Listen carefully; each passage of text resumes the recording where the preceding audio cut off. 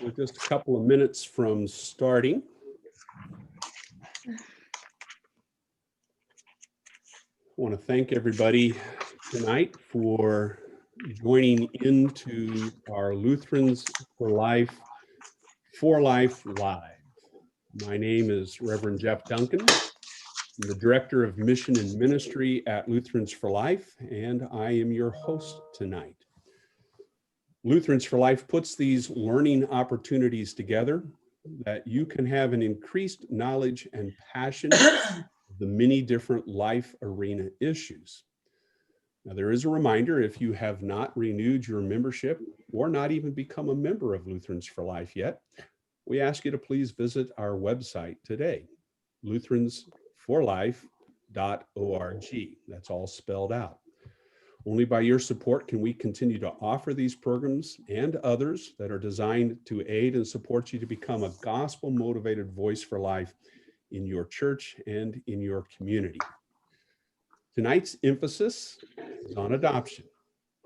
Our program will uniquely combine the story and input of adoption through the eyes of an adoptive family, the children, the adoptees, and also today we will hear from some of their birth moms.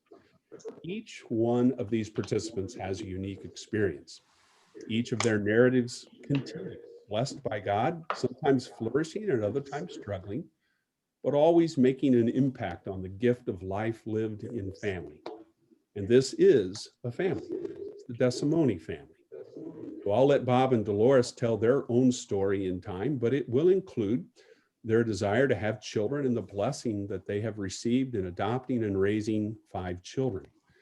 But not only did the Desimone family expand with children, they also expanded with relationships with birth mothers and even now siblings, grandchildren, and partners of these birth mothers.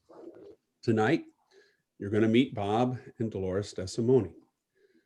Why don't you guys go ahead and wave at us there, Bob and Dolores. Now, you won't meet all 5 of their children, but you will meet 3, and you'll also meet 3 of those children's birth mothers. So as I call out your name, could you say hello and possibly wave so that our participants can identify you? First, I'd like you to meet Jamie Claussen, who is the 2nd child, married to Ben and living in Northern Illinois on a family farm with their 4 children. Go ahead and Jamie, say hello or wave to us there. Hi, happy to be here. Meet also Jamie's birth mother, Debbie Hammond, married to Ross, and together they have other children, Sabrina and Tyler. Debbie? Also want you to meet Kathy Hines, the birth mother of Jedediah, the 3rd child adopted by the Desimones. Now, Jed is not on the call tonight, but Kathy will be sharing her own story, a very powerful story, and please listen to her. Kathy, say hi. Hi, nice to be here. I want you to meet the 4th child adopted in the Desimone family, Nathaniel. Nathaniel, say hi. Hi, Adam. Good to have you with us. And his birth mother, Rhonda. Rhonda, say hi. Hello, good evening. Good to have you with us, Rhonda. I hope both of you will be able to share your own stories, and that by this sharing, all of us will be richly enhanced by the unique experiences that you are going to tell us about and that you bring to the table. Finally, I'd like you to meet Joel, the 5th child adopted by Bob and Dolores. Joel? Hey, how's it going? Good to be here. How you doing? Doing good. You are the youngest on here tonight, and you're also one who still is living at home, but that's okay. You're successful, you're a graduate, you're employed, and you're starting your own unique life journey as well. So I welcome all of you. I'm so looking forward to hearing the joy of your combined stories and to see where God continues to lead all of you together and individually through this entire adoption process. But before we begin to share all this, I'd like to set the stage tonight for prayer. Can we all pray? Visit, O Lord, the homes in which your people dwell, and keep all harm and danger far from them. Grant that we may dwell together in peace under the protection of your holy angels, sharing eternally in your blessings through Jesus Christ our Lord. Amen. So I want to remind you again that there is opportunity to ask any questions as you hear these stories and meet these individuals, and they tell you about the adoption process and all that they have gone through. If you have questions, you want to remember what it's like, what that question is to the end, please put it in the chat session for everybody. We may be able to answer some of those questions individually along the way or get a chance to discuss them later on. So Bob and Dolores, I'd like you to spend a few minutes and enable us to know about your desire for a family and marriage, how the Lord answered that prayer in your life. Maybe you can tell us a little bit about how God built a family through your openness to adoption, what blessings as well as challenges you encountered along the way. And those could include things like a diverse family of color, the evidence of God's grace and mercy in your lives, the providential care that you have seen over and over, or the uniqueness of open adoption and cultivated relationships that you have made now with birth mothers. So I'll just let you spend a little bit of time telling us about your own story. Dolores and Bob.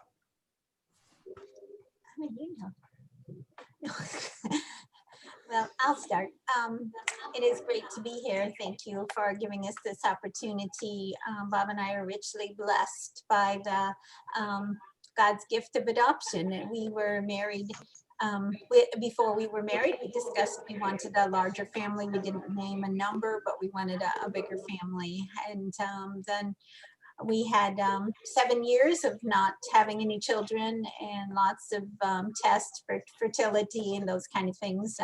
Also became very involved in pro-life activities. So I was actively sidewalk counseling and picketing at abortion clinics, wanting so much to not see that evil of abortion in our land. But anyway, we began to talk about other alternatives and adoption. And so we started visiting adoption agencies and putting our names on lists and going through that process. Finally, God blessed us with our first child.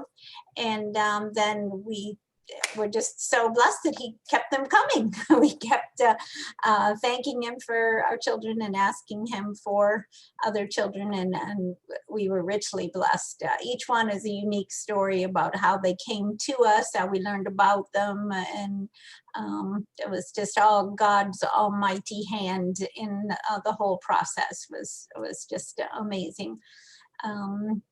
Let's see, you said so many things in the beginning. I'm not good at remembering. I'll mention one thing. Good. Just talking about the hand of God in it all. Our first boy, we had him, he was about 2 years old, I guess, and Dolores and I started talking about, I think we ought to see about adopting another. And we never were interested one way or the other, boy or girl. I mean, we were just gonna, okay, we got a family, we'll raise kids. And before we ever got around to calling anybody, the agency that we used to adopt Ryan called us and say, hey, you want to adopt? Wow. I just never heard of an agency calling anybody else and say, hey, you want to adopt? They always make you wait 25 years. But anyway, that's how we got Jamie. Wonderful, wonderful. Well, Dolores, you'd shared a little bit prior to our meeting today, you know, God's providential care, seeing that you always have enough. That's a struggle for some families that have one adopted child, and here you have 5. You want to comment anything about that? Yes, that was, my husband's a mechanic, and so doesn't make a whole lot of money. And thankfully now he's retired, so we're very, very much enjoying that. But that was how we made our living. And we had, he had really wanted, and I did not want to either, to work outside the home. So once we had started pursuing having children, I was not employed, I was at home. So anyway, our finances were pretty limited. We're both very frugal. Our kids, that I'll tell you, were very tight. So we lived a very simple, frugal life. And it's just a miracle that we could adopt 5 children. Adoption is very expensive, that we could adopt 5 children on a mechanic's salary. So we knew it was the hand of God. And some people did give us gifts. We had families from our church and other people that heard our story of us adopting children, gave us financial gifts along the way. So God provided in miraculous ways all along the process. So our Lutherans for Life chapter now is very active in supporting and encouraging adoption. We have, I'm the chairman or the president of our chapter, and we have another lady on our board too who has adopted children. So we have a big passion for adoption, and we do try to promote that because we think it's a wonderful thing. So yes, our first child, we're able, since we were pursuing adoption and working with this agency, they asked if we would like to be licensed as foster parents, so that then when the child was born, we could bring the child home quicker and be considered foster parents until the moment that the mother relinquished her rights and made a decision to place for adoption. So we were able to bring Ryan, our oldest, home right straight from the hospital, and served as foster parents until he was able to be placed for adoption. But the others were in foster care. We usually visited or had much contact with them while they were in foster care, but we didn't get them until they were about 6 weeks old. It was around then that we adopted our other four children. So Okay. Wonderful. You're going to have the opportunity to hear from some of the birth moms about open adoption, but do you have some comments that you'd like to say about open versus closed adoption, about international versus American adoptions, any of those aspects of adoption process? As far as international versus American, I wouldn't have a problem. I don't have a problem with either one. We just happened upon the American side of it, although I was familiar with a SEM student for a while who had 2 adopted children, I think from Korea. And so we were looking at that either, but it just didn't turn out that way. As far as relationships with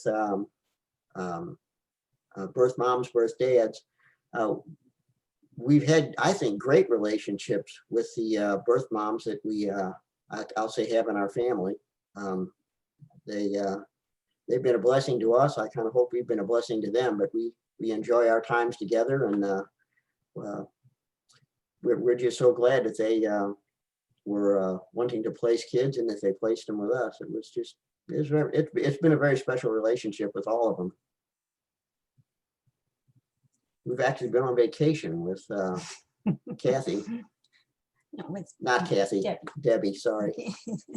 Yes, and I understand that you're invited now to some weddings, and you have some other family gatherings, and you get together on a regular basis with different members of your extended family, as you call it. So that's wonderful.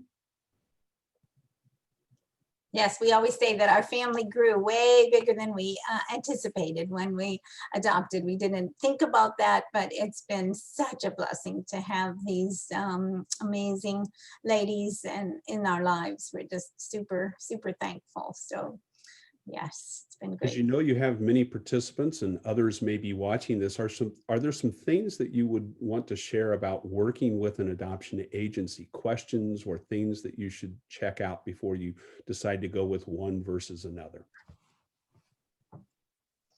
We had one agency that we were frustrated with, and they had a hard time following through doing the things that they said they were going to do. And we found out later that they didn't do things for the birth moms as well as they didn't do what they were supposed to be doing for us. And then we had a wonderful experience with Love Basket, an agency that is not too far from here. And we just could have not said enough wonderful things about the experience we had with them with our adoption. So Yes, I think it is good to ask questions and to, let's see, I guess, do you have specific questions?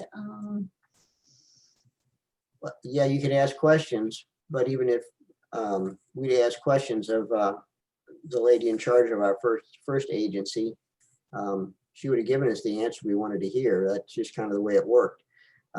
One thing interesting, I think, is that she basically was the agency. There was really nobody else to speak of involved.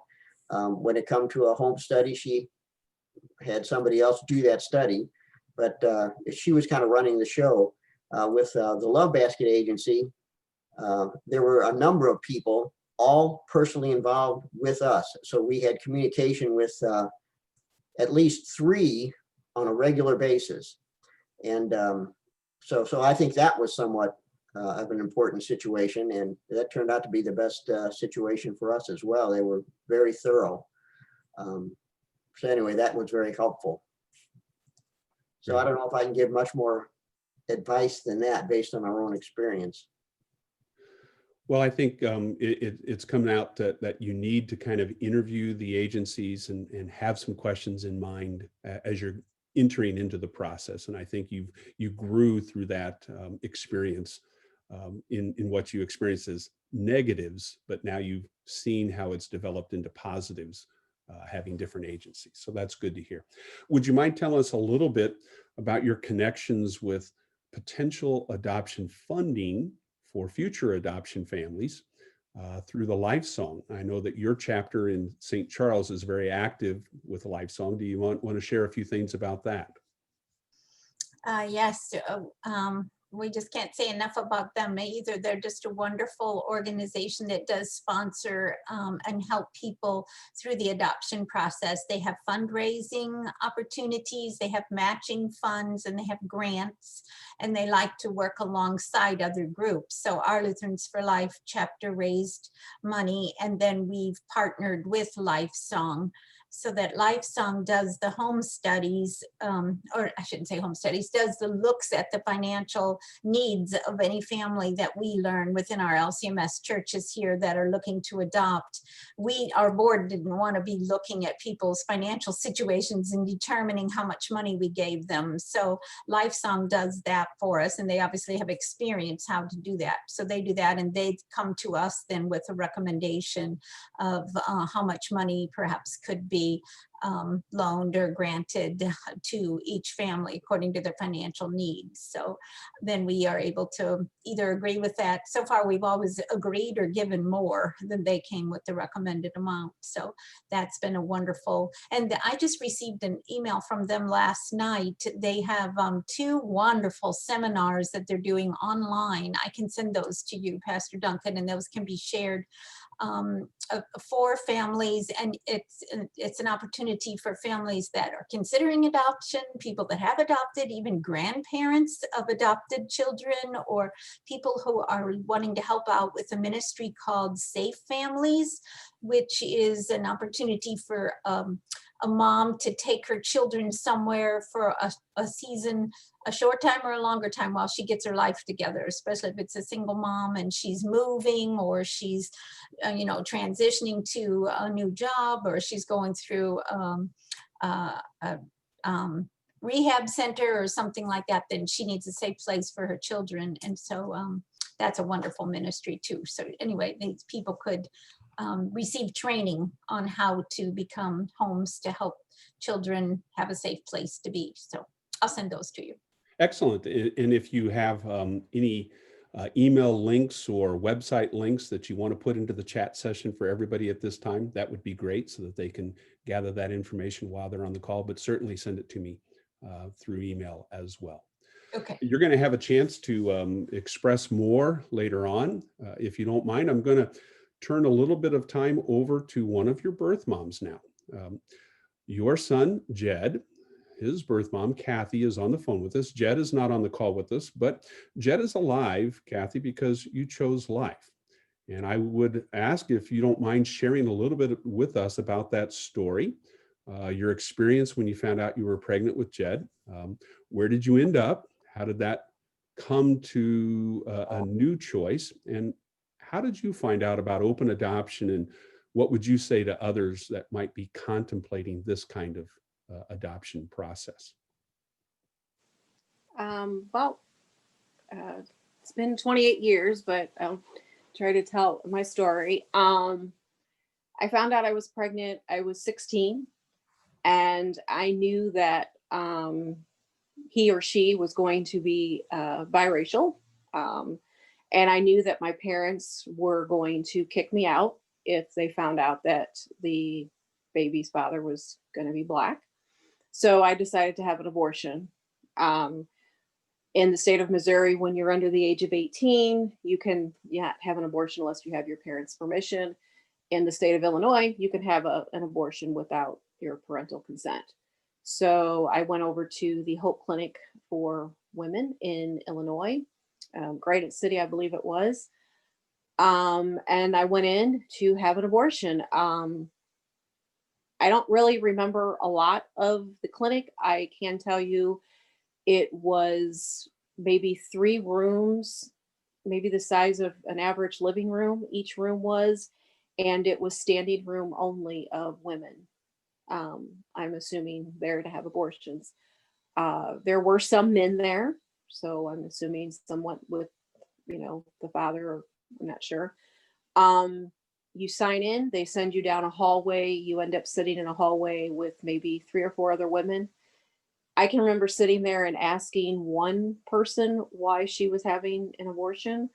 And she indicated to me that she was in college and she didn't have time for a child. Another person indicated to me that she already had, I can't remember the number of children, but I know it was at least 3. Yes, sorry, my cat's trying to get in on this. She had at least 3 and she didn't want any more. And I remember going in to the room where they have to do an ultrasound to determine how far along you are. They did the ultrasound and determined that I was too far along to do the procedure that day, but what they could do is, and I might be saying the procedure wrong because I was just, a D&E or a D&C procedure, which basically they would pack me with seaweed, send me home, and hope and pray I don't go into labor in the middle of the night. I would come back the next day and deliver a child, a baby. She did the ultrasound, but one thing that the lady forgot to do was turn the ultrasound off. So when I got up to pull my pants up, and I always say that I feel like God slapped my face and made me look at the picture of the sonogram of this baby on this ultrasound. That's when I stood there and I was like, he or she could be the next president of the United States, or he or she could find the cure for breast cancer. I remember saying that. And I walked out and decided I wasn't going to do the procedure. And I knew that the next thing would be when I went home to tell my parents I would not have a place to live. And sure enough, I went home. I remember walking in the back door of my mom and dad's house. My dad must have had a bad day at work and he was yelling at my mom. I walked in and I said,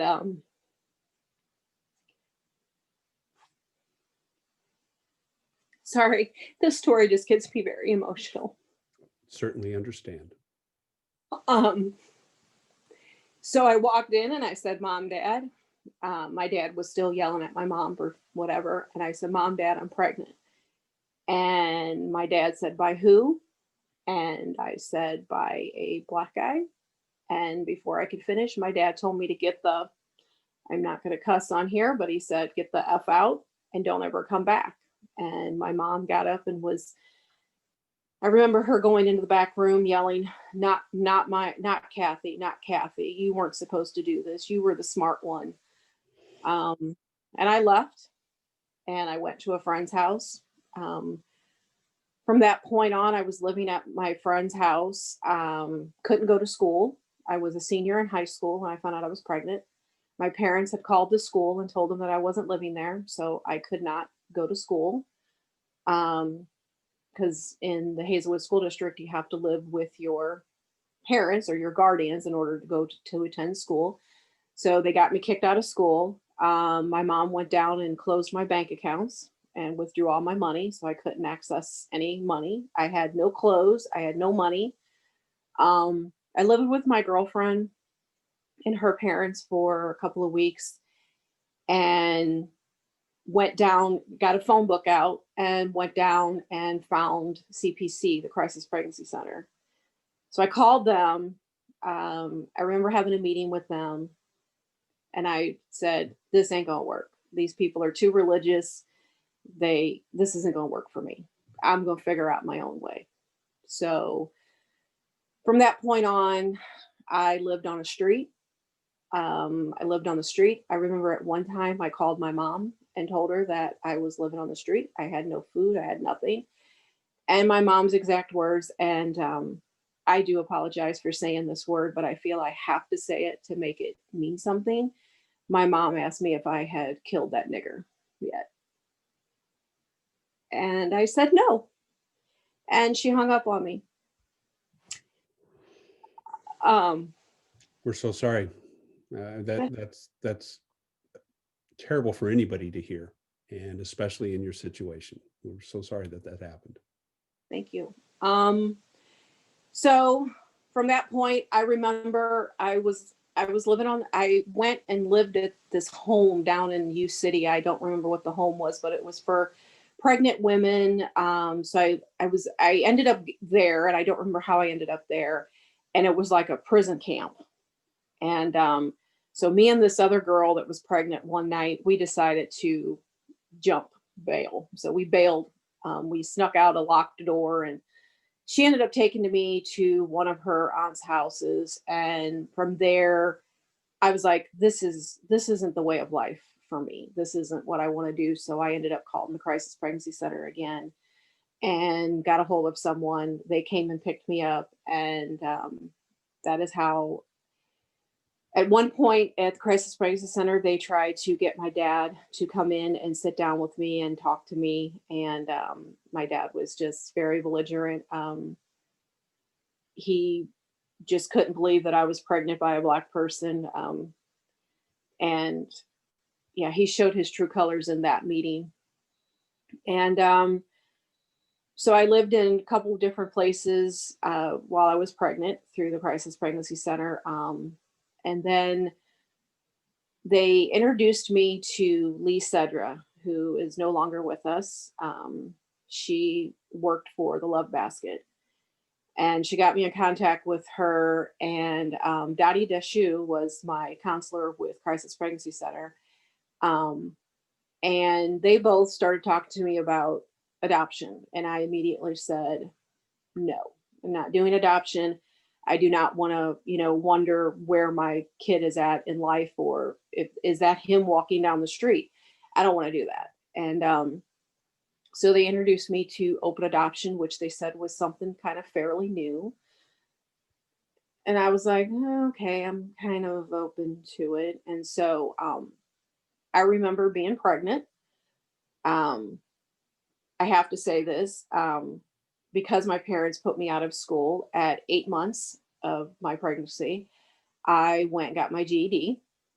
Sat 2 days in a classroom at Harris-Stowe State College and got my GED. So I got my GED before he was born. So I knew I was having a boy. And so I knew I was having a boy. So, and I remember them telling me that it might be hard to place a biracial baby. It might be a little hard. And so I remember being pregnant and going through books, or just going through stacks of papers and reading about these families. And I knew everything that these families did. I knew when they went to bed, when they got up, what they ate, what they did. I mean, I knew their lives, and everybody lived out of state. And so that was a big no for me until I came across one profile, and they lived here in Missouri. And they homeschooled, and he was a mechanic, and she stayed at home and taught the kids. And I was like, I don't know about this one. And I don't remember our first meeting. They remember it very clearly. But I got to meet Bob and Dolores. And I remember they brought their first two adopted children, Ryan and Jamie. And I really don't remember that meeting at all. I was told that I didn't say a word. I just sat there and stared at them. So I met them, and I decided that they were the ones that were going to be this baby's parents. I knew it was the right thing to do. A baby can't raise a baby. I didn't have my life established. I was actually signed up to join the Navy and go to the Navy and be a nurse, and got pregnant, and all of that, went away. So I had to come up with other alternatives. And I just knew, I wanted to go to college. I wanted to make something of myself. And I don't have a family. I don't have a home. My family is not having anything to do with me. So it was a decision that I made for this unborn child. I'm 46 years old, and that's still to this day the hardest decision I've ever made. I still remember when he was born, they set him on my stomach, and I knew as soon as they cut that umbilical cord, that was it.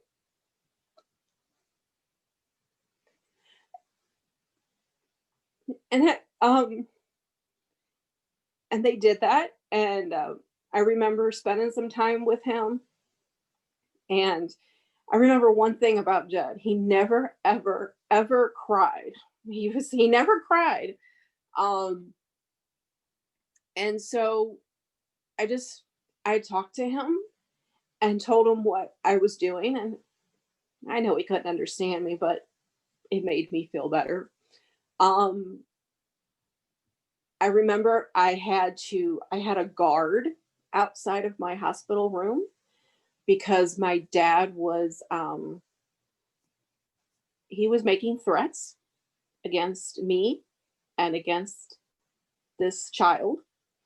And so my own best friend couldn't even come and see the baby because I had like a sign up. I had basically a list of people that could come and see me. And I don't really know what the law is, but I was told because of my age, in order to leave him at the hospital and me come home without him, I had to have parental consent. So we obviously knew that wasn't going to happen. So I brought him home, and to the home that I was living in, Tom Luann Patrick. And we did a ceremony where we blessed him and gave him to the Lord. We did a ceremony. And I remember Lee Sutter sitting down next to me and telling me, "Kathy, it's time. You have to sign these papers." And she said, I have to take him, and you have to sign these papers.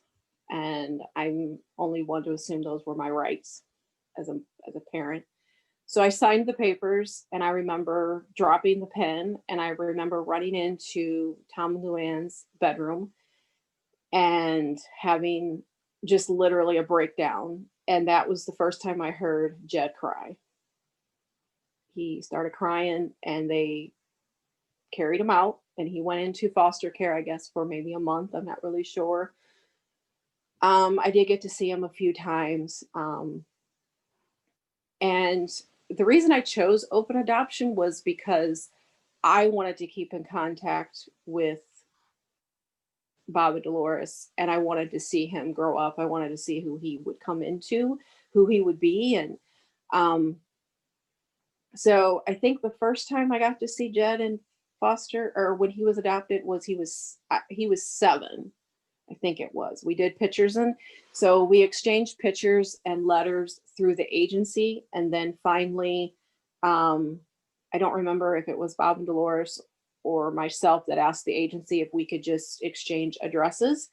So we exchanged addresses, and then Love Basket was out of it. And then when he was 7, I remember I got to see him for the first time at the zoo.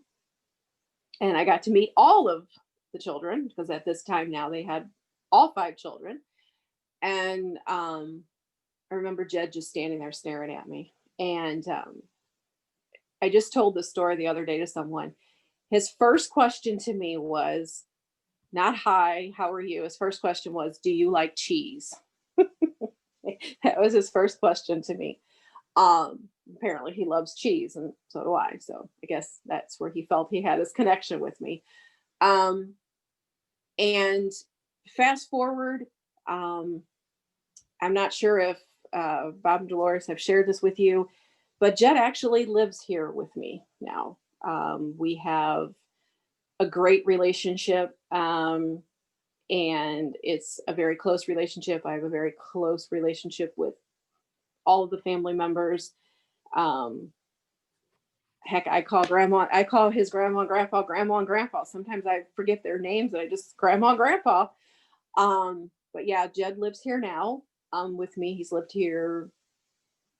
He was supposed to be here for 6 months and we're going on 4 years. So, that's my story. I think I kind of did You've done Shorten it up. wonderful. You've done wonderful. Thank you for sharing all that. There's going to be opportunity to probably share some more later, but I would like to hear from some others. And Nate and Rhonda, I hope you can engage with sharing some of your story. Rhonda, I know that Dolores told me that you had a little bit of a troubled upbringing and you had some challenges and you became pregnant at a young age. Would you mind telling us something about that background and your unique story, what happened with you?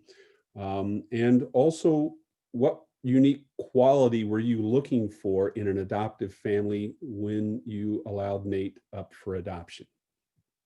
Sure. Yes, I appreciate the opportunity to share the story. So I am an only child, which lends itself to quite a bit of selfishness because the world revolved around me. But I had started having a lot of issues with my moods as a preteen and was diagnosed bipolar when I was 15.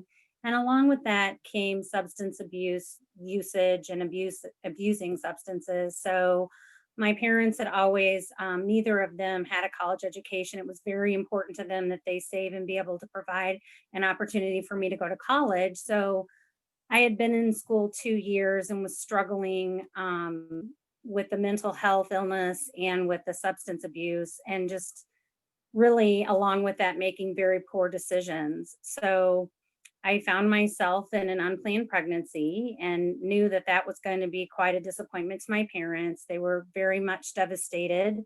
They did not think that I would ever finish school, which I did go back to school later. But, it was that culmination of circumstances of my own limitations and my own sinful choices, and finding myself in a situation that I knew that I couldn't solve on my own, that really drove me to the end of myself. And that's when I was introduced to this idea that I could have a relationship with Jesus. So that became the primary focus for me. Early on in my pregnancy, I too was asked to leave the home and lived in various places, but God really had a hand in that. And I remember I was in my car and I was just crying out to God that I knew that there was a plan, but I didn't know what it was. And I just needed his help. And within a matter of a week, I was, through a series of connections, referred to a maternity home that was here local. It's no longer open, but I stayed at that maternity home. And the first scripture I ever remember being introduced to was Jeremiah 29:11. And it just became clear to me that if God had a plan for my life, then he must have a plan for this baby's life as well. And I did struggle with the idea of trying to be a single mom with no support and no education, and what kind of a life could I give the child. But at the end of the day, I believed that if that was what God wanted and I put my mind to it, that I would be able to make that work. So what became more important than, my limited abilities and my circumstances was, again, that God had a plan for this baby. And I too was introduced to Lee Cedra. She was such a wonderful woman, and she came out to the maternity home to talk about adoption. And I just started to believe that that was what God wanted for Nate. And they have a series of workbooks that we worked through and exercises that we did to try to help us make this decision, because it had to be a decision that we made independently without pressure from other people. And once I knew that this was what needed to happen, I was ready to review profiles, and I wanted to pick a family, and I wanted to meet them, and I wanted all of this to be arranged before Nate was born, and that is not what happened. So I went into labor, and he was born at 37 weeks, perfectly healthy. And he did cry. But I was in the hospital with a brand new baby and no family. And that was very difficult. Everything inside a woman and inside a mother is just all the mothering instincts and hormones and nature is kicking in. But in my mind and in my heart, I knew that there was another plan. So he stayed with me in the hospital for 4 days.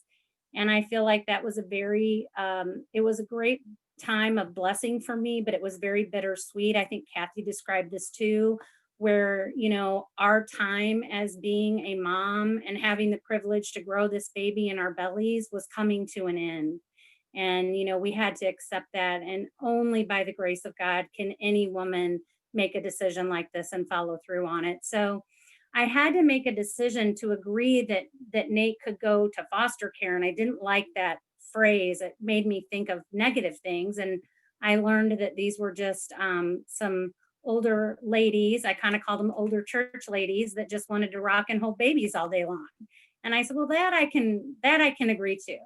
So the day that they came to pick Nate up, they brought me a profile. I had reviewed a couple profiles and nothing was clicking for me. And for some reason, I had this desire that the family that I placed Nate with not have a television.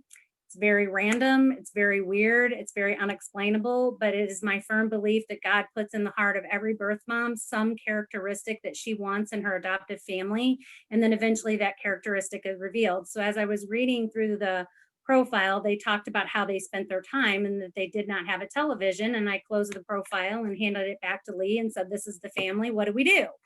So it's really funny, and it's really part of what we talk about now, but it was that little thing that seems so menial, and like when Bob and Dolores were making a profile, they were just expressing who they were as people, but it was that thing that confirmed for me that they were the family. So we met maybe 2 weeks later.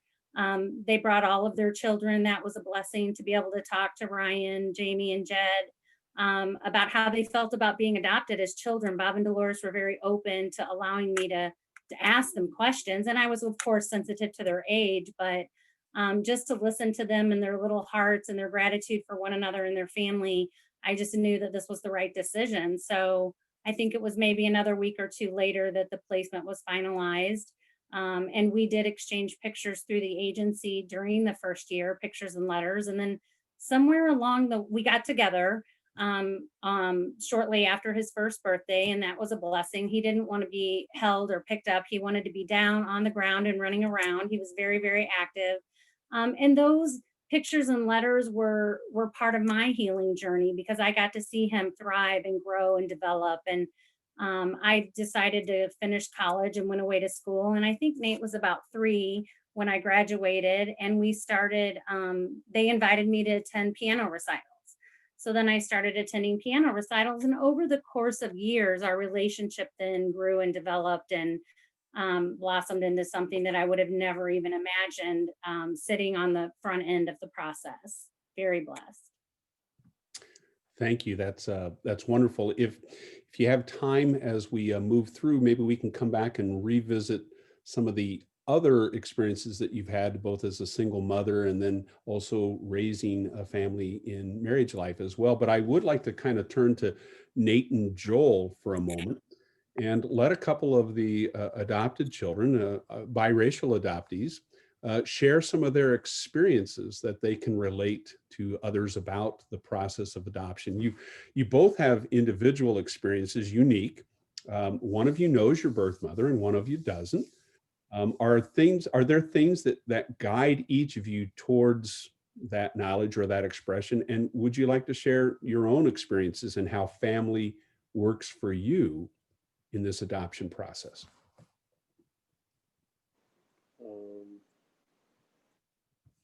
Will you say one of those questions again? Sure. Well, just your experiences, how you can relate, the individual experiences that you have. Nate, I believe you know your birth mother, and Joel does not. And each of you have chosen a little different path like that. But maybe you can relate a little bit about what it's like to be a family as an adopted person, also a family in a biracial setting in adoption as well. Um, I mean, it's a blessing to be adopted in the family with, you know, a bunch of different siblings and everything. I mean, it was all fun growing up. Everybody got along. It was a good time. Um,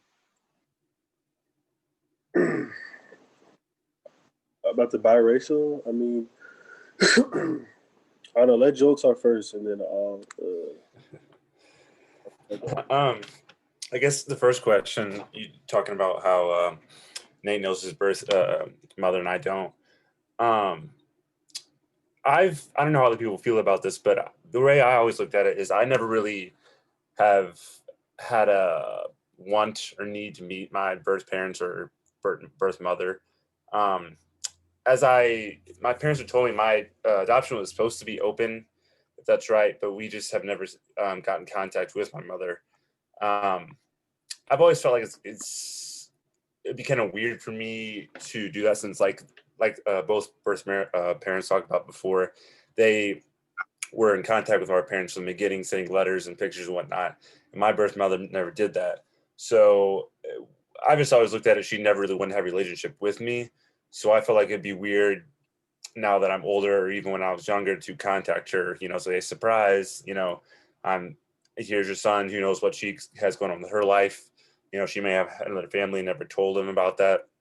So I had been curious about it. I mean, I did look up my mother, I don't know, about 6 years ago. I don't know when that was, Mom. But I found her, and I mean, I think she is married again. She has another son, but I just have never really, I know some people are really interested in that, and I just never have been one to really want to pursue that. Hasn't really ever bothered me. I'd look at my family as my family. I kind of the same mentality as my oldest brother, Ryan. Me and him both look at our family as our family. And not to say, I think it's really special what my other siblings do have, that they stay in contact and we're close with their birth parents. But I've just never been, I guess weird would be a good word. I've always felt weird about approaching them because it's been so late in my life, And the other question was about being biracial in the family growing up. Was that it? Or Yeah. Just were there challenges? Do you find that everybody was very accepting of the relationship as an adoptee, being biracial, or do you still have struggles with that? Yeah. So growing up, we grew up in really like white culture. So we went to Lutheran church, has never really been known to be all that diverse. The one we went to, we were homeschooled, and the homeschool community we were involved in was, I think there was one other Black family that I ever knew growing up.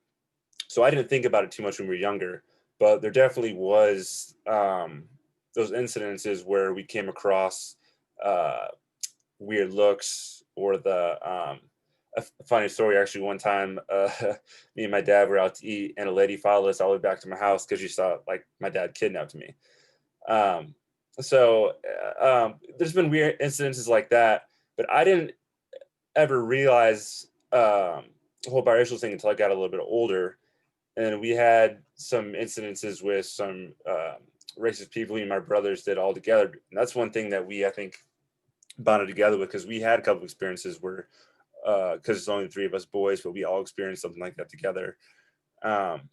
Which I guess it didn't really bother me, but I would say the older I get, the more I struggle with it, just because it's like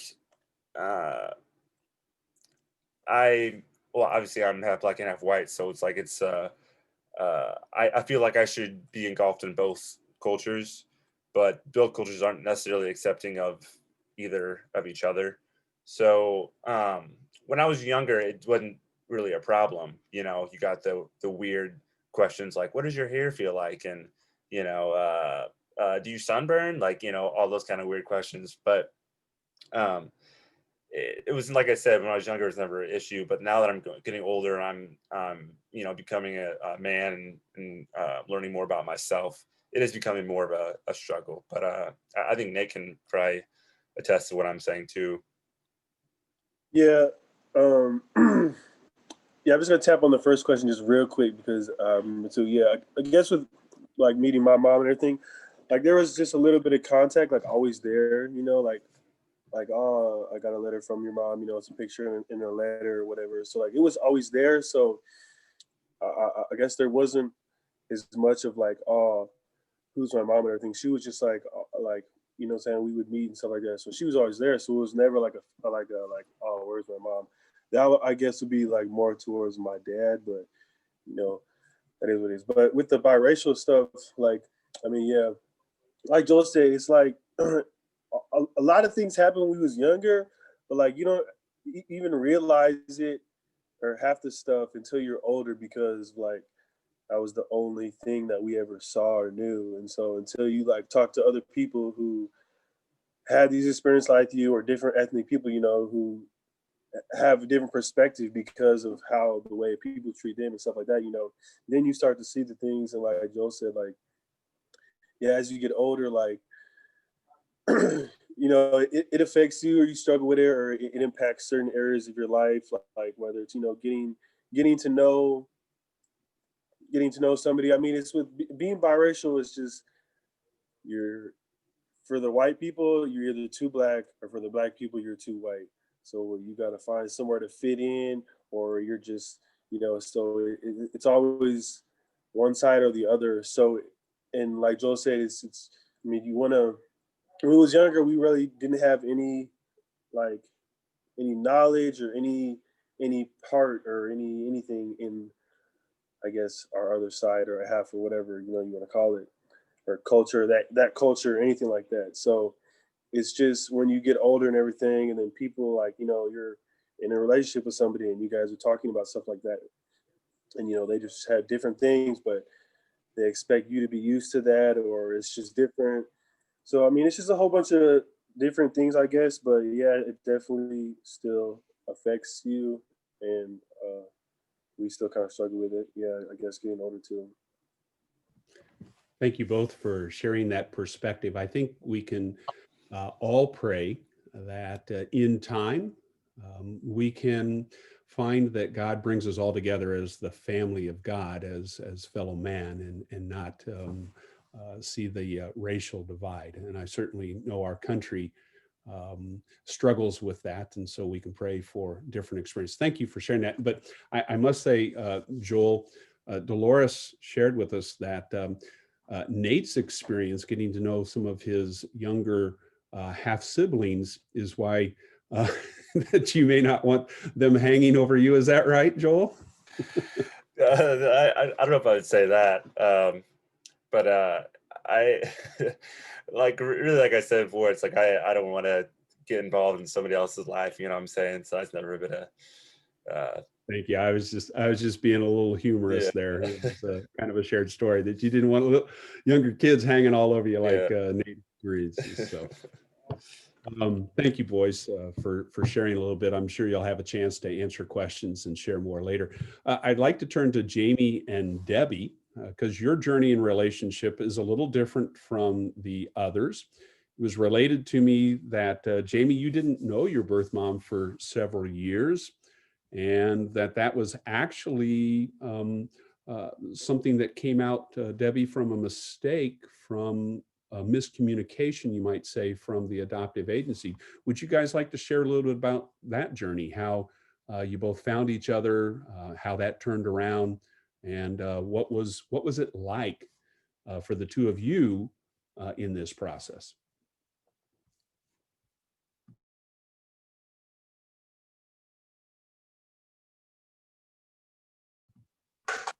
Why don't you go first, Debbie? You have to unmute yourself, but you were there before I was, sort of. So you have that part. Unmute yourself. Debbie, can you unmute yourself? Just click on the microphone. Okay, can you hear me?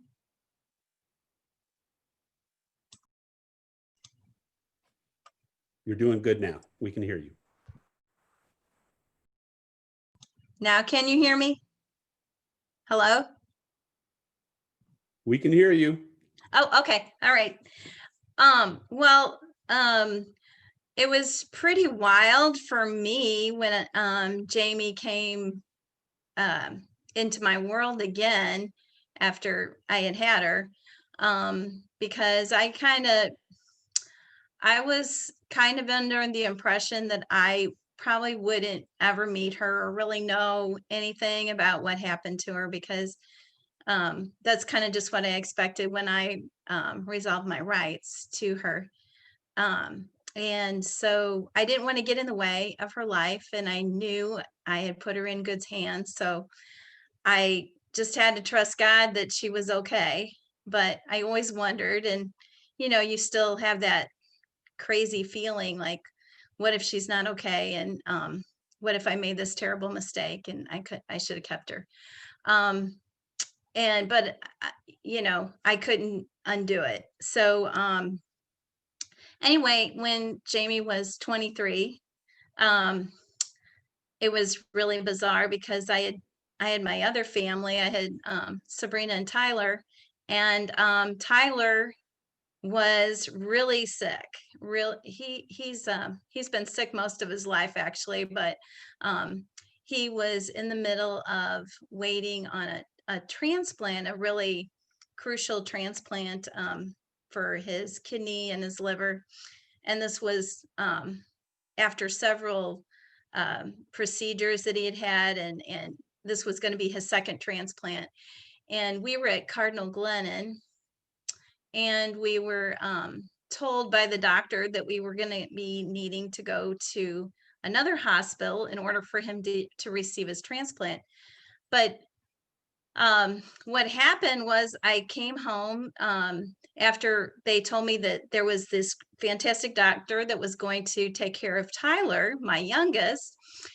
And I came home to get packed up and clothes and everything to ride into the ambulance to go to the hospital.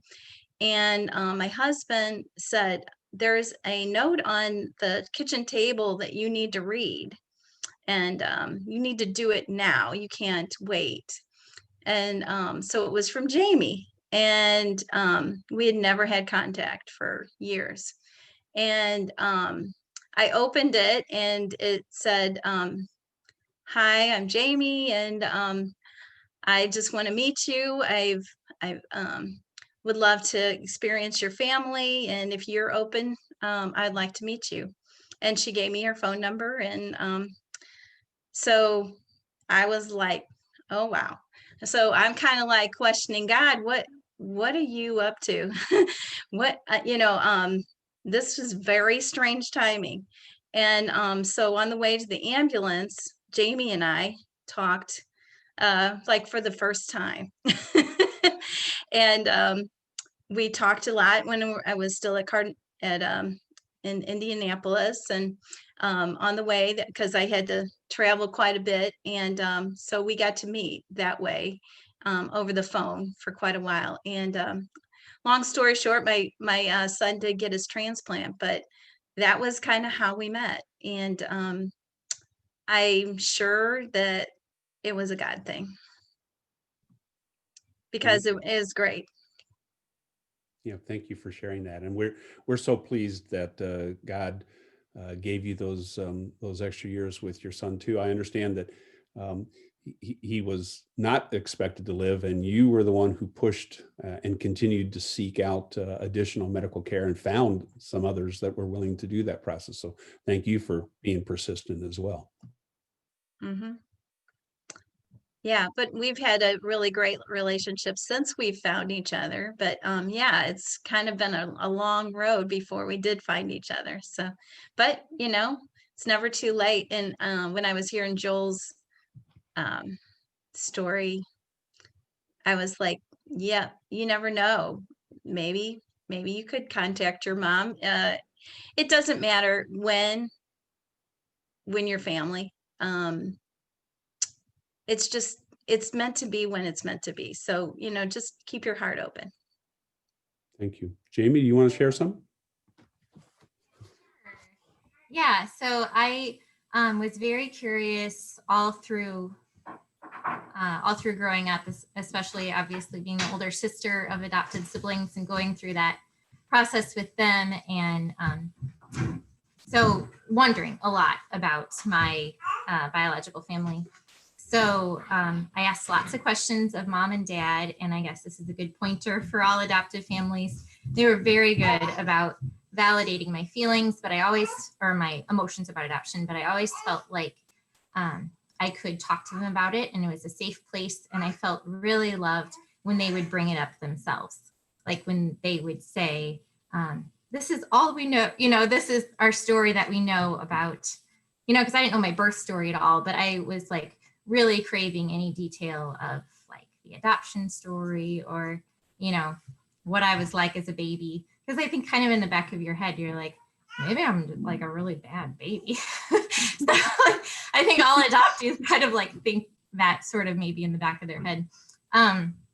But it was just always good to have their unconditional love. So I'd ask a lot of questions, and I had very limited knowledge, obviously, about my birth mom, but I knew her first name was Debbie, a few physical characteristics. So like every librarian whose name was Debbie, I'd like, or like every grocery store clerk, I, try to check off the list and be like, what if, because I knew she was sort of local. So, so I kind of like there was a lot of heart whispers, as I was growing up about that it would be cool to know about them.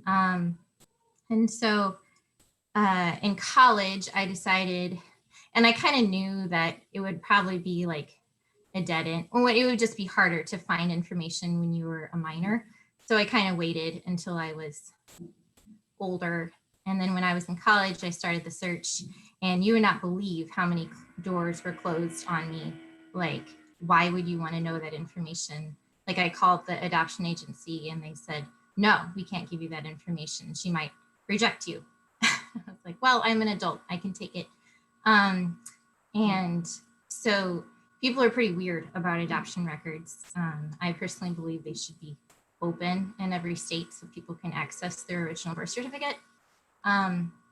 But anyway, Missouri, I'm not sure exactly the legal ramifications of that, but I kind of went the black market way and found somebody who was really good at like researching people's various addresses of their life. I don't know. She had like a policeman in her family. And so I worked with her, and she was like, oh, because I had found her maiden name. I found my birth mom's maiden name in a document downstairs that I had like never seen before when I was a young adult at some point. So then I had her maiden name.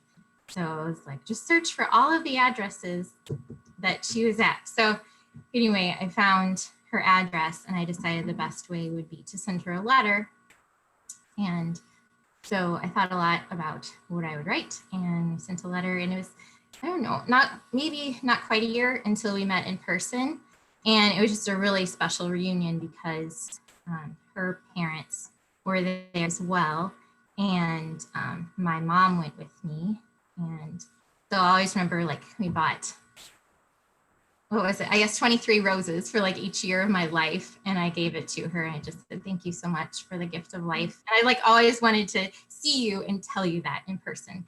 So, and I was very open to whatever would have happened if that would have been like, I'm like really busy at this point in my life, and God, has changed the intersections of our lives, and maybe we wouldn't have that much contact after that. That would be okay. But it was just good to finally get that initial contact. So that was a very special reunion, and I think it was great because we also had a shared faith in God, and so we could, knew we were communicating under grace, and just loved each other in Christ.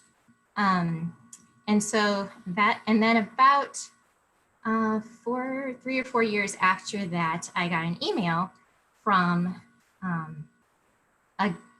a very common name. My birth dad is a very common name. And he just said, I think you might be my daughter. And I was like, wow, that's bizarre. I don't believe that for 1 second. So basically had like that fact really bizarre, because in the adoption community, there's something birth just not about very much. So I don't know why that is exact, but they're just, and so it wasn't even on my radar. Like, oh, I had a dad, and maybe he would want to have contact with me. So it was a huge mental adjustment. So I felt that was really good for me, because I felt like I got empathy for like where Debbie was in her place of like, this is not on my, in the front of my radar anyway. And then all of a sudden it is. So it's a big, so anyway, I did him and met him first time on honeymoon. And we also communicate mostly and have a good relationship. So that I feel like you can only hold space for that many relationships if you do it through the lens of grace. And thankfully everyone is, you know, mature in their communications. And, you know, I've set, you know, some boundaries with different people and things like that, but it's just really good to have those. So I feel like adoption is like, you can have two foundations in life. Adoptees are pretty unique in that way, in that you have the foundation of your biological family and then the foundation of your adoptive family. And you shouldn't bury any of those. Exactly. You should at least know that both of them exist and, you know, acknowledge that. So yeah, it's been really a blessing for how, and it's been really great to educate other people too, because I find that when people ask questions, it means they really care. So it's nice to, you know, just let them know, like, yeah, I never thought that I was turning my back on my adoptive family when I decided I wanted to meet my birth family. You know, they're always going to be my parents, just like my birth mom was always with my parent, because she had me in her, you know, in her heart and her body. So it's just a really unique place to be. And I find that I also can like pick out an adoptee in a crowd, or when I start to know another person, like I immediately recognize, or when I find out like, oh, you're an adoptee, I'll click, like, oh yeah, I see that spirit in you. And I don't know, there's just like a strength that comes from, you kind of have to, like the boys were saying about their point of reference, and it growing as you know more about yourself, as you learn more about where you come from. It kind of helps educate you on what you have to give to the world and what your unique role is. So knowledge is power to adoptees, and really to all of us who are dealing with adoption. So that's my perspective. Thank you for sharing that. Wonderful stories, both Debbie and Jamie. Debbie, I understand that you and Dolores both wrote letters to each other as you were preparing to meet for the first time, and then you met and shared that you each had done that. Is that correct?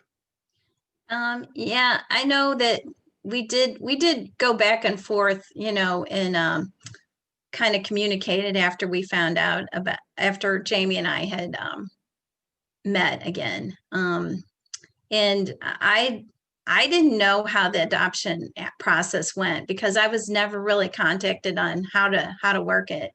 So I was like, okay, well, this is great. And I have been, you know, really, really blessed that I've been able to meet her, because then all of those fears, like I said before, you wonder, are they okay? Are they getting abused? Or, you know, I mean, even though I knew Bob and Dolores, but and I picked them, and I knew that they were fantastic people. I wouldn't have never picked them, because I really wanted a great life for Jamie. That's why I gave her up for adoption, because I knew that I couldn't give that to her, and I really wanted that for her.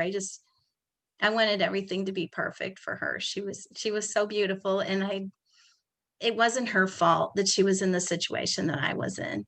And so I was like, yes, I'm so glad that you're healthy and you love your life and you love your brothers, and she went to college and she's so smart and she can play beautiful music and sing, and now she's got this wonderful life, and I get to see it, and God's just so good, and he's just blessed me through her, and she's the best thing I ever did, I think, and I just love her, and she's just so open with me. I mean, I know I probably hurt her, that I did give her up, but I mean, I never meant it that way. And so I'm just really thrilled that we can meet up again.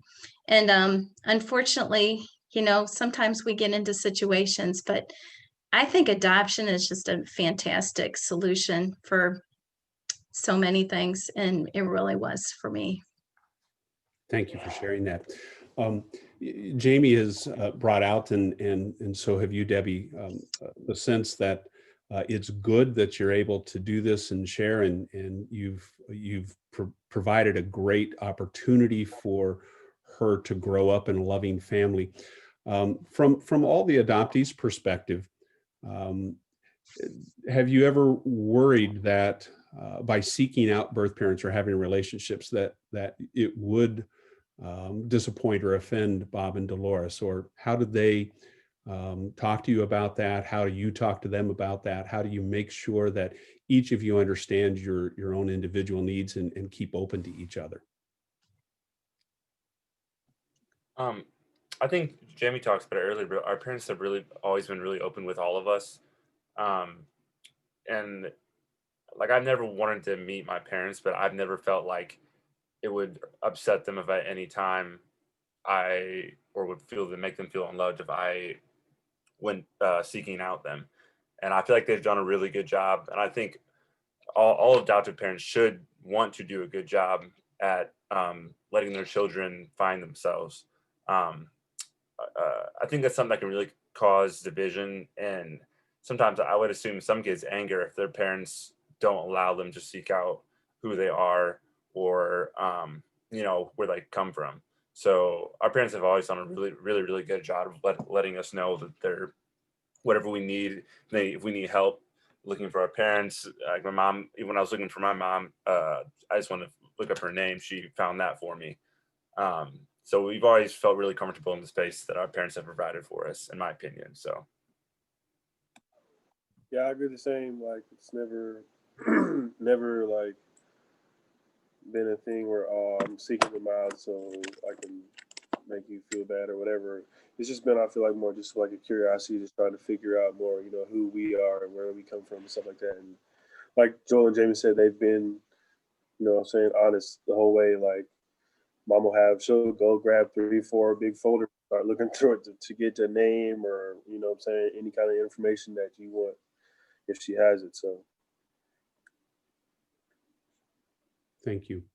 Thank you.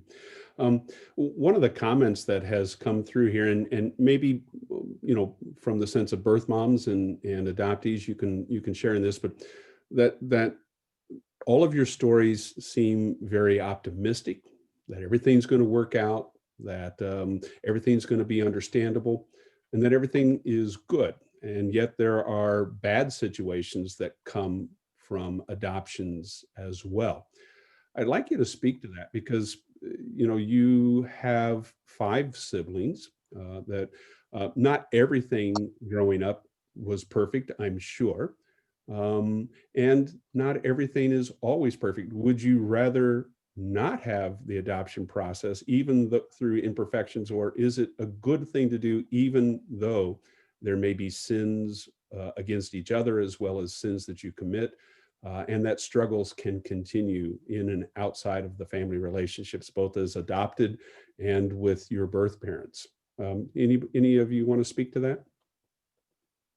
I mean, I got to speak to a little bit because I had this conversation a while ago with somebody, but I mean, there is a lot of bad situations that come from adoption. Like, I've had friends tell me a lot of bad situations of kids getting adopted, you know, and then they get abused, or just a whole bunch of a lot of bad scenarios. And I think that they shine like a bigger spotlight. They give it like a more negative look. I mean, but yeah, there's always going to be bad stuff happening.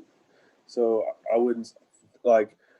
I'm in this group on Facebook, and they had like we did like a poll basically on it. It was like so I was surprised because it was like basically like 60-40, and like 60 people of the opposite people thought that it was a good thing for them, and like 40 said that like it wasn't, or something that they didn't like thought.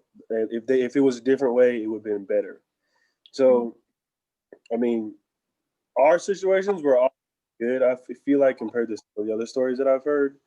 So I mean, yeah, there's a lot of bad things that can come with it, and people can abuse it. But I mean, I feel like for the most part, and for a lot of people, it's a lot of good. Thank you, Nate. Any others? Yeah, I guess I would say you're going to find stories of those failed relationships and biological intact families and adopted families. So, but I think probably you're talking about like the process of adoption was the problem. So, yeah, I don't know. Probably it's the grace of God and the mercy of God that it's he's just had his hand on our family, and we're not perfect, and there's some divisions and things like that, but I don't feel like it's related to adoption. And it could just be like we are really lucked out. Like, for example, all 5 of us are really healthy. Like, we come from 5 different gene pools. So like that's just a I don't know if you could say coincidence, or just like how it was supposed to be or how it was. So I guess you could have, failed things and not failed things. And I don't know if you can say, well, God's hand is on our family and not on one that struggled with adoption. But I guess you should not treat an adopted family. Like, I don't feel like it should necessarily be viewed in the same lens as a traditional intact family. Like, I think the adopted parents have to be like really intentional, and as our parents were in creating an atmosphere of unconditional love. And I think that it's all about validating what's going on. And like, you can't look at a tree that's been grafted and say, oh, that's the same as a tree that hasn't been grafted. You have to treat it differently and give it more TLC and all of that. So I don't know, that's the only thing that I can think of that pertains to that comment, that there has been hurt feelings. I know my birth dad has really struggled. So it's not all, sunshine and roses and all of the triad, you could say. But no one has closed any doors. No one has said, well, I'm done with you, in my relationship anyway. So I feel like that's really a testament to God's grace and mercy. Thank you, Jamie. I think that's so very true in any family, whether it's an intact natural family or in adoptive families. Grace and mercy, forgiveness, and offering that peace that passes all understanding has to work in all family situations. Anybody else, birth moms, do you want to talk about this at all? Well, I would just like to point out something that Dolores and I have talked about. I have a biological daughter who's 20, and she's that little sibling that was hanging all over Nate, and he carried her everywhere she went for the first 3 years of her life. And then he became a teenager and was like, stop bugging me. But they have a close relationship. She, however, likes to point out how, in our biological family, she got hit with some of the genetic traits that are a struggle. So she has a mental health diagnosis and, has struggled in ways that were similar to mine. So, the children that are being placed for adoption have their biological gene pool that Jamie was mentioning. And then they also get the environmental experience from their adoptive family. So it's kind of like, I think Dolores used the word one time, like a double whammy. And as adoptive parents, it was their responsibility to help, figure this out and help their kids through any challenges they were experiencing. And I think that, Dolores, if you could speak to this, because I can't say it the way you did, but recognizing your own limitations and own, sin issues that then also impacted your children, and having to work those out over the course of time through God's grace and love.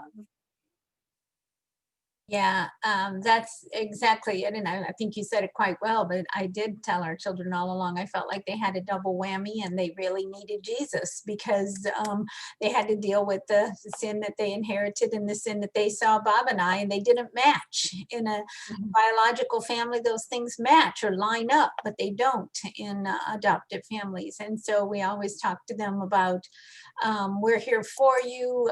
Jesus is the answer, but if you think you're going to get through this life by figuring it all out, and, graphing it out and doing it on your own, I'm not a Dave, that's not going to happen. It's not going to work. You need Jesus. So, but it's so true. Rhonda and I have talked about that. I've talked that with some of our other birth moms too, that and it's been so great knowing them. But again, Bob and I have come to the point where we respect each one of our children. It's harder when they're younger, and knowing, like as Joel said, I would say to him occasionally, if you want to find your mom, I would help you with that or whatever.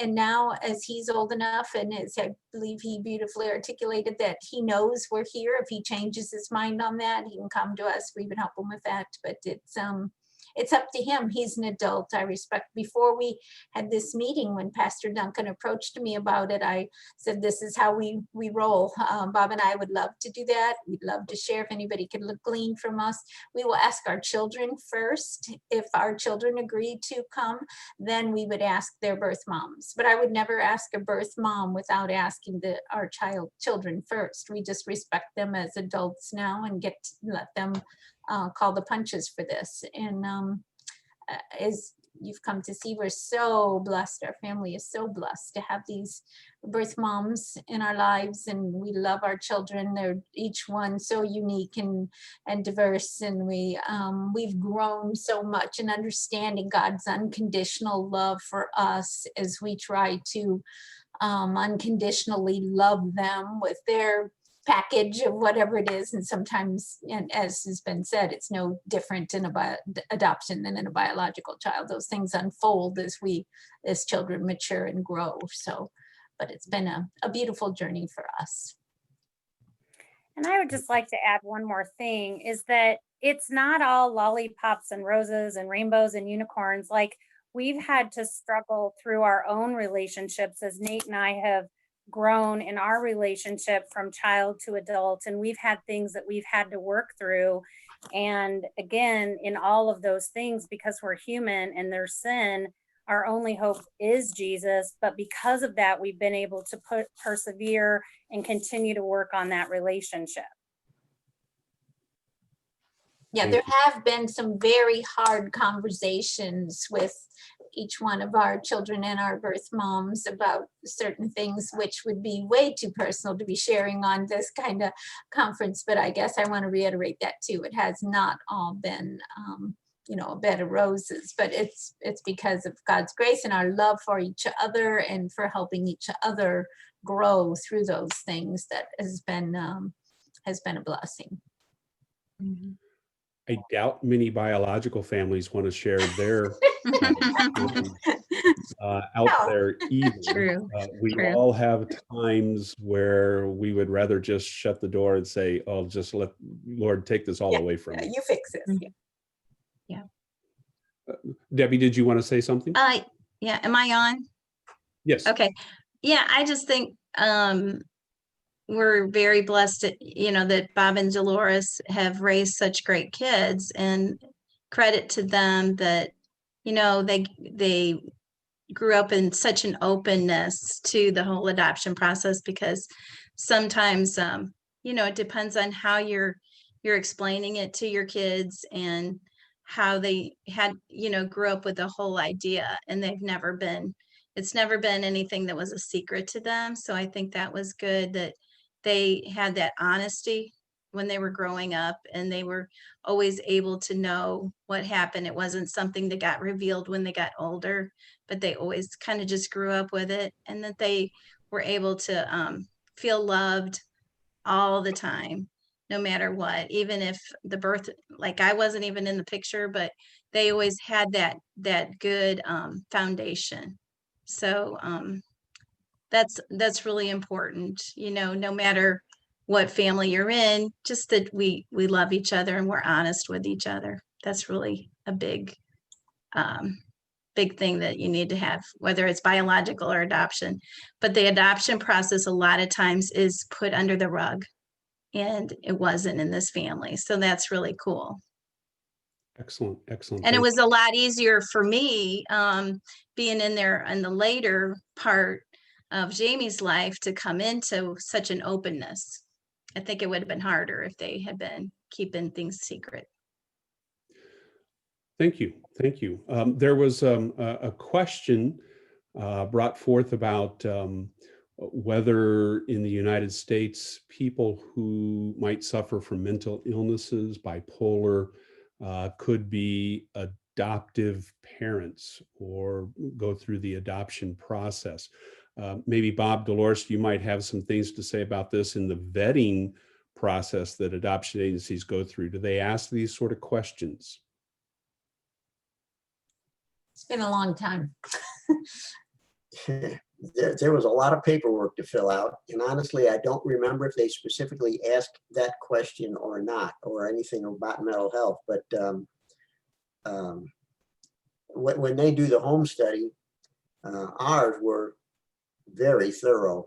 It would seem that, that's the only best way I can describe it. But I don't know, there was probably 10 pages of questions that I think Kathy was sharing, she knew everything about us. So, looking at the profile. But yeah, they do a lot of work to try to, I think the word is to vet us, to check us out. So that's about the most I can give. I just looked online a little bit, and they said like some agencies will, some agencies won't. Like Dad said, there's just a lot of questions about it. So like they said, if it's like the best fit for the child and it's in the child's best interest, that they still will allow that. And then some of them said that, depending on if it's not a good incident, then they won't allow it. So I guess like they said, it just depends all on the person. They just do a lot of questionnaires, have people visit them and stuff like that and find out. So. Thank you for sharing all that. I think one of the things that we have to keep in mind, and Nate, you just said it there, what's in the best interest of the child? And so anybody who might be experiencing those mental issues and yet desires to be supportive of the adoption process, maybe even for the ability to adopt themselves, may have to look at unique ways that they can support the adoption process through other agencies or through support mechanisms. Would any of you like to speak, because you're looking at volunteers who are parts of life teams and life chapters for Lutherans for Life across the United States. What are some things that we can do as members of those life teams, life chapters, churches, that we can become champions of support and encouragement for the adoption or fostering to adoption process? Are there some unique things that you think that we're positioned to do to help in this process? Go, Jamie. Okay, I would think that just like if you're interested in helping single moms and single dads, or just people who are facing unplanned pregnancy, you go to your community pregnancy resource center, which hopefully your community has. So a nonprofit in your community that is helping that. So you as a life team are probably helping that organization, and it's already set up, it's already a 501c3, it's already set up. So I think the logical thing to do would be to go to your nearest Christian, reputable adoption agency and say, hey, this group is interested in helping just spread the awareness of adoption around our community through this group.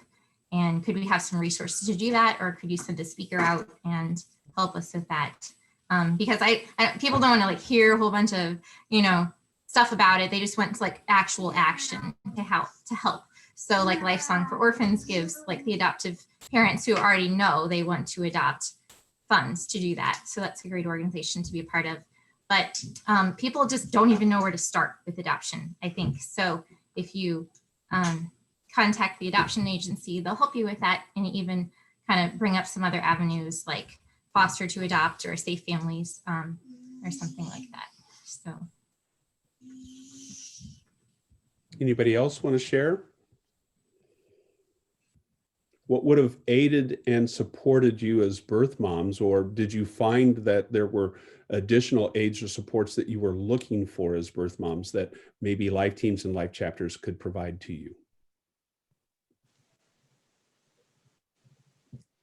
I can speak on that. I can just say with my own personal experience, I really wish that I would have had someone that had already been through it that I could sit down and talk to. Everybody that I was talking with when I was pregnant and trying to make the decision and go through it, they had never been through it, never had the actual experience. So it was like I was going into this, I don't want to say blindly, but maybe it was blindly. So I think that's why today I talk about my story as much as I can, try to help. If I could help one person through this, that would be good for me, I guess. So I think it's just maybe getting people out there like myself, or, you know, like Jamie or Rhonda or Debbie that has, not Jamie, I'm sorry, like Rhonda and Debbie that have had this experience, that we could talk to these young women that are trying to make these decisions and going through this, because it was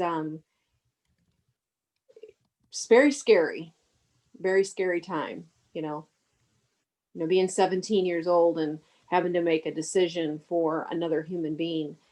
That was probably the hardest decision I've ever had to make. Thank you for sharing that. Would anybody else like to speak to that? I went through like Bethany. Well, I went through like a whole adoption agency, and then I didn't like that. I didn't like their advice. So sometimes you get some that are not what you want. And when you're in that situation, it is scary, and you have to sometimes just get a lot of advice, not just one area. Sometimes you have to go to more than one place. And it's just like anything that your heart's into that you want. And if adoption is what you're kind of looking at, then it's good to keep all your options open, because I found that when I did that and I didn't get what I wanted from one agency, I did from another one. And I know that you'll be led. If adoption's the right thing for you, you'll be led, because it wasn't by chance that the brochure that led me to the adoption was on the desk of the doctor that I was going to, you know. So I mean, it's just, sometimes it's just where you're at, that God will provide. And if adoption's right for you, it's a good option for a lot of people. And but sometimes you need the right counselor. You need somebody that's going to be real with you and really personalize it for you, because not everybody's different, and each girl's life experience is going to be different in her feelings and the relationships. So I would just encourage you to just keep looking if you don't get what you want the first time.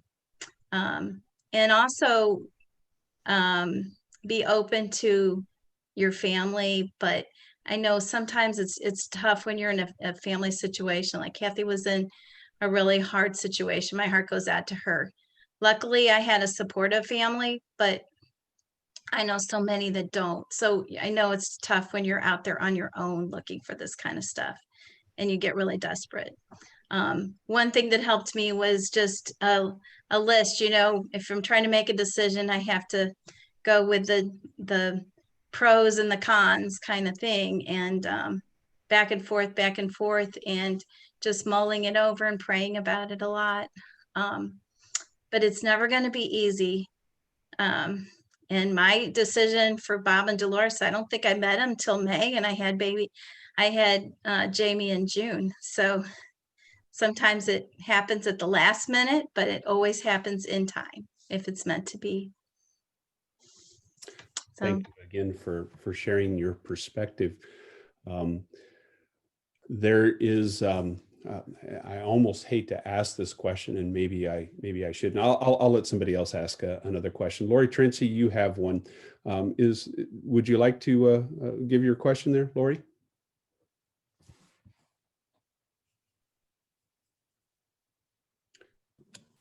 Yeah, I was Right. just wondering about private placement adoption, especially listening to the moms and, some of the struggles that you've gone through with, choosing the right adoption agency. Could you speak to that question a little bit?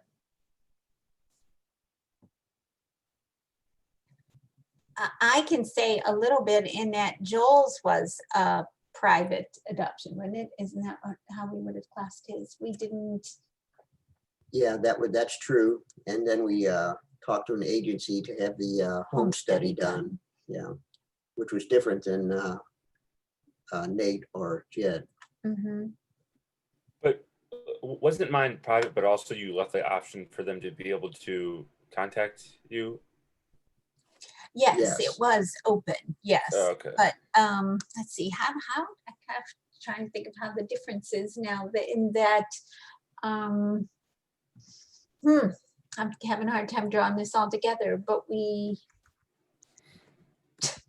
terrible. Well, I'm sorry to interrupt, but there's like 3 different kinds of adoptions. There's closed, and then there's semi-open, which is the most popular option in the United States. Like that's what's used the most. And then there's open. Mm-hmm. So I think Joel's would be classified as a semi-closed, just like I was technically classified as a semi-closed adoption, because there's information given, but like contact has been chosen not to happen. There was no intention of Joel's birth mom that she'd ever come in contact with Joel. That was her choice. Yeah. Mm-hmm. But as far as the agency is concerned, we didn't have a specific agency that was doing all of the steps. So we had a lawyer, and then we needed a home study done. So we talked to an agency to do the home study, but the Love Basket in that adoption didn't just handle everything like it happened with his 2 oldest brothers or older brothers. Why it turned out that way, I don't remember. Can't remember either. Excellent. Well, thank you for sharing. Oh, Jamie, go ahead. Well, could I just kind of spiral back to the question you had asked, like the open-ended question you had asked about how we can support adoption? Okay. Please do. So November is National Adoption Month, just so that everyone knows. But I think maybe the thing that the average everyday Joe can definitely do is be a part of just reframing the terms around adoption and the attitudes about it, because it's just based on kind of like just not knowing.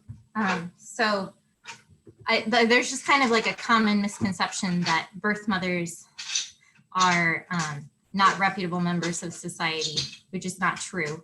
And then, adoptive parents are desperate, and that's not always true. And adoptees are like damaged goods.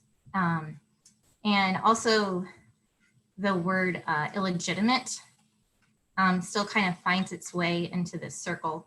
And I wish it would not, because I feel like that sets up the stage for just a whole unhealthy way of thinking about the child and the ministry of adoption. So, like, obviously, if it's an out of wedlock, baby, it's an out of wedlock baby, and that's just a term. But illegitimate means like, this is not a legitimate life. And God is the author of life, and he authored every life, whether you're adopted or not. So he knew about you before anybody knew they were going to be your baby. So I just feel like maybe thinking through those terms a little bit and not being like scared to ask questions about them, but to just reframe the whole thinking about adoption, and that it's just a ministry instead of like a commodity or something that people use just to get some children when plan A doesn't work. So that was just my 2 cents about that. I have a couple more to add if I could. To kind of go along with what you were saying, Jamie, basically the only news is usually bad. It's not too often you really hear good news through the media because it doesn't sell much apparently, but there's a lot of good stories regarding adoption. And so when we hear of one, it would be good if we could kind of share it around, so people hear some evidence to support the fact that adoption is really a good thing. So I think that's a big part of trying to make it more acceptable in society, is where there's positive stories shared. And I guess we're the guys to do that. Yes, thank you. I think that you're all bringing that point home. Jamie, your comments on phraseology are very important. Beth added a comment that I think is important, that another rephrasing might be that the biological mother made an adoption plan as opposed to gave her baby up. That was a comment that was put in there. And I think this is an important thing for us to remember at all times when we're talking about these decisions. To accept and to congratulate and give thanksgiving that birth moms are choosing adoption over abortion or infanticide. That's not always the case, and we should applaud the strength and the respect that they have given to the life process, and that they have been a part of this beginning of life through whatever means that it comes about. And now they have the opportunity to honor that life through the adoption process. So that's very good. Are there some questions that the audience would like to ask? I'll open it up to you. Are there any questions out there that you would like to bring forth?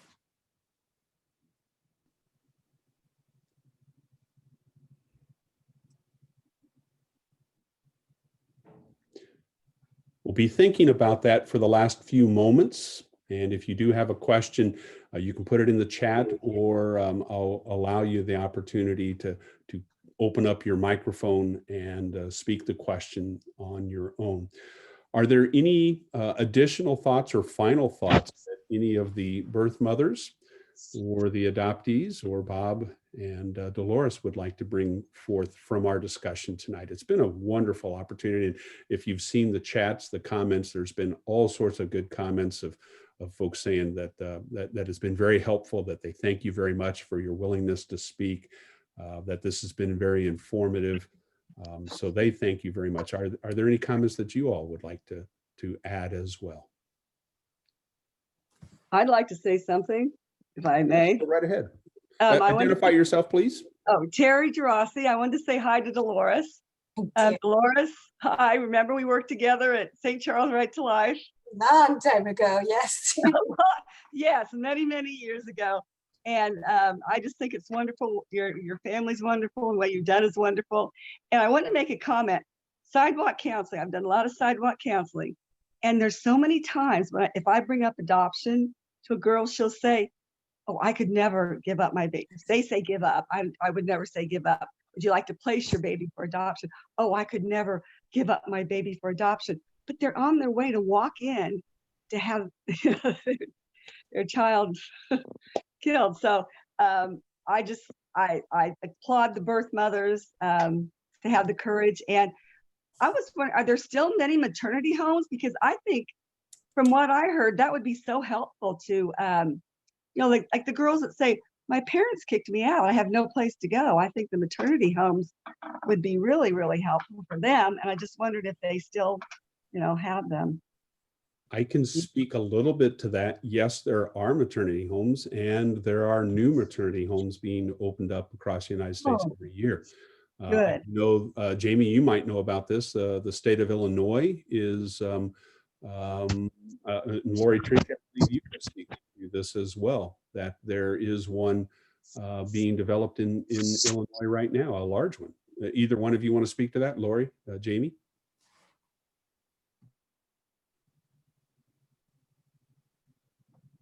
Well, we're definitely praying about opening one up here in the Northern Illinois district. So we would just really cherish and covet your prayers for that. Okay. It's been very interesting for me personally to listen in on this call, to hear the perspective of the birth moms, and just would welcome anything that we could share from your perspective as we're presenting about the maternity home here in Illinois. I think it's a little bit confusing to people. And, you mentioned, I think, Terry, about just how it's difficult. I think sometimes, I think people think it's easier for a mom to walk into an abortion clinic than it is to go through the adoption process. And so if you could share your voices in that prayer and in ways that we could help to share your story, I think that would be wonderful. So I don't know if that's possible to do that, but I was just thinking, gosh, it would be wonderful for people who are thinking about this maternity home to hear the voices of the adoptees and the birth moms as well. I would. Yep. We here in Fort Wayne, Indiana, have a Mother's Hope, a place where young mothers who are not married or are married and can't have the baby, they couldn't decide whether abortion or adoption, but they went to give birth to adopt. They finally made that decision, and they have that here, and then building more, I do believe. Is that right, Carolyn? It's for homeless unwed mothers, the one that yeah. Mother's Hope. They're homeless. We have quite a few. So it only has room for 8 at this present, but hopefully there'll be more built. Yes. Thank you, Carolyn. Great.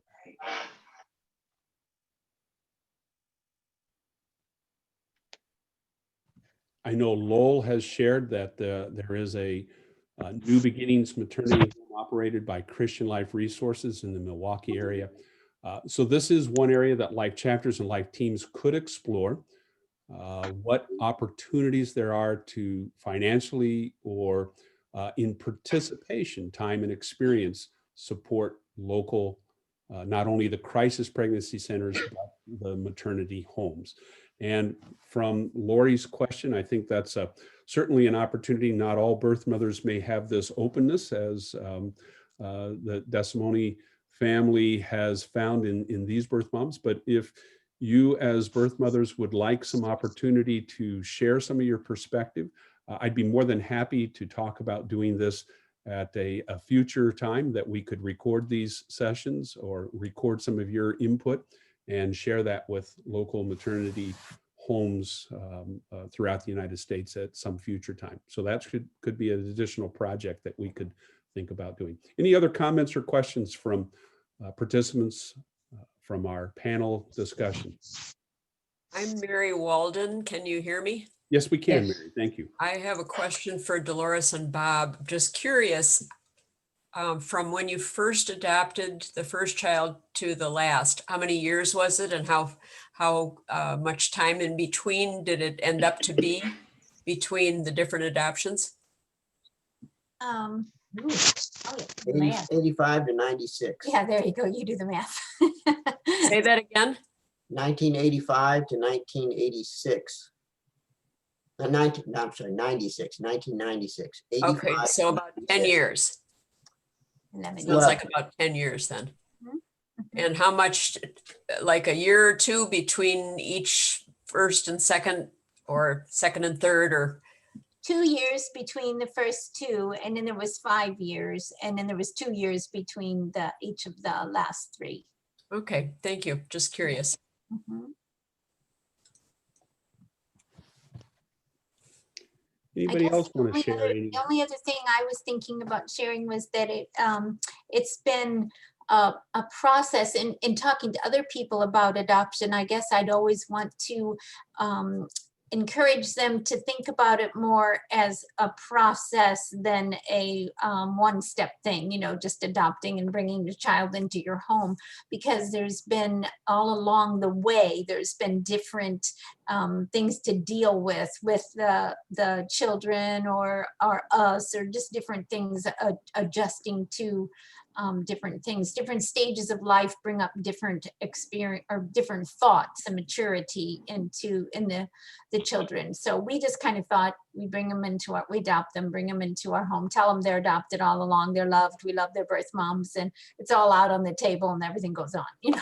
But it's been just different stages of accepting and realizing, dealing with the different process or different, I'm having a hard time with words, just the different experiences in life that bring up different thoughts and different things for different children at different times. So being open to being, you know, ready to have those discussions and being open about that. Thank you, Dolores. Phyllis, you had your hand up. Would you like to identify yourself, tell us where you're from, and then ask your question? Hi, I'm Phyllis. I'm from, I go to church in Columbia, Missouri, and I'm the head of our life team there. And my son-in-law is adopted. And this has certainly given me insight to his life and the whole process his adoptive parents went through, his birth mother went through, and birth father. He actually, I think, met his birth mother before he married our daughter. I think they both went to meet her. And then I think he invited the birth dad to the wedding. And I unfortunately didn't get a chance to even say hello to him. I feel really bad. I really wanted to meet him. The birth mother chose not to come. They have a child now, and he is the love of our lives. And I often think about the choice his birth parents made. If they hadn't chose life and adoption, I wouldn't have a grandchild. My daughter wouldn't have a husband. And the world, believe me, would have been robbed of a wonderful, wonderful man. He is just delightful, and he loves his baby boy to no end. And I told my husband, I said, if you think about it, that is the first blood relative he's ever had in his life, is his son. And my husband said, yeah, you're right. Because, I mean, he had his adoptive parents. And he told me after he met his birth mom, he said, yeah, she's my birth mom, but my mom is my mom. And my dad is my dad. I said, yeah, I know, hon. I know. And he calls us mom and dad, which is nice. But I mean, he met them, but I don't think he connected with them because he hadn't known them all along, like this Nate did and Joel did. And Jamie, did you know? No, you didn't know till you were 23. That's right. So I just have a question for the birth moms. How can our life team help? We have a crisis pregnancy center in Columbia, and we do support them a lot. We also have a Lutheran Family and Children's Services, which is an adoption agency, I believe. And we really haven't, well, I think we do something for them too, but I don't remember. But perhaps could I just call them and see what they need from us? And do birth moms need somebody to talk to? I mean, I don't know. I'm asking you because I don't know. Well, I can say, oh, sorry. That's okay. I was just gonna say, like, yeah, we need people to talk to us when we're in that situation. And it's just like anytime you need counseling. But I think there's great people out there, and I think the crisis pregnancies are great. I just think there needs to be a lot more of them. And it needs to kind of mushroom a little bit so it's a little bit more accessible, or that the word's out. Because I just think sometimes adoption doesn't seem like it's very popular. And I know a lot of women want to raise their baby on their own, and that's noble, but it's not the only option. And I mean, it's definitely another choice, but I just think sometimes adoption gets put on as not as good of an option. But I find that from my experience, it was the best, and I really am a proponent that it should be a little bit more out there for girls that are in kind of a bad situation, because a lot of times it's just not talked about enough, I guess. Debbie, I'm going to interrupt. What could we do to help make it talked about more? I mean, is it just putting a pamphlet in your hands? Is it having a recorded message from both adopted children and birth parents, birth moms, adopted parents that express the joy that they're receiving, the joy that they have in having life? What would it be that helps make that happen for you, or what did you need at that time? Well, I guess, luckily my mom kind of led me a little bit along my journey, but for people, for girls that don't have that family support, I just think there needs to be, I don't know if there's a lot of websites on that they can search for now, because of course, when I had Jamie, it was 1987, there weren't websites. So there might be better access now to things, hopefully. But it still seems like it's not talked about in our society very much. And so I just think we need to get more word out, maybe just definitely as churches and places that people usually go to in kind of a crisis situation. Would you recommend doing things like adoption events where people come and present at a church and talk about all the adoption specifics and the benefits, and allow people to come to it so that they can hear more Sure, about it? I think that's a great idea. Any public place like that, or community center maybe, or something like that too. Yeah. Rhonda, any thoughts from you? I know Kathy had to leave. One of the things that was part of the maternity home program where I was at was that I had a labor coach who was just part of my journey and would attend doctor's appointments with me, but really became a spiritual mentor. And then in addition to her, I was partnered with another woman from the community who was committed to praying with me and for me. So I don't know what that would look like in the context of what we're discussing, but if there are people within your teams that want to be more connected to the women who are in these situations, perhaps through the pregnancy resource centers or through Lutherans for Life, and maybe you already do this, where you partner the women that you minister to with someone who's committed to praying for them or taking them to appointments. And it's a long-term relationship that exists throughout the pregnancy and then beyond, as long as the individuals want to maintain that. And it was very helpful for me. Thank you for sharing that. Those are good perspectives to hear.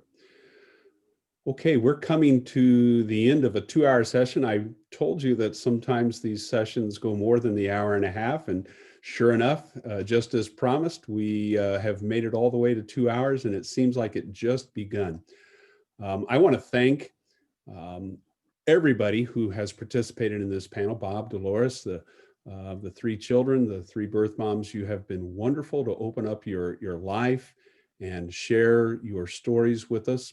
I know a lot of folks have learned a lot, and we really appreciate your willingness. Bob, Dolores, I'll give you the final word, and then we're going to have to close.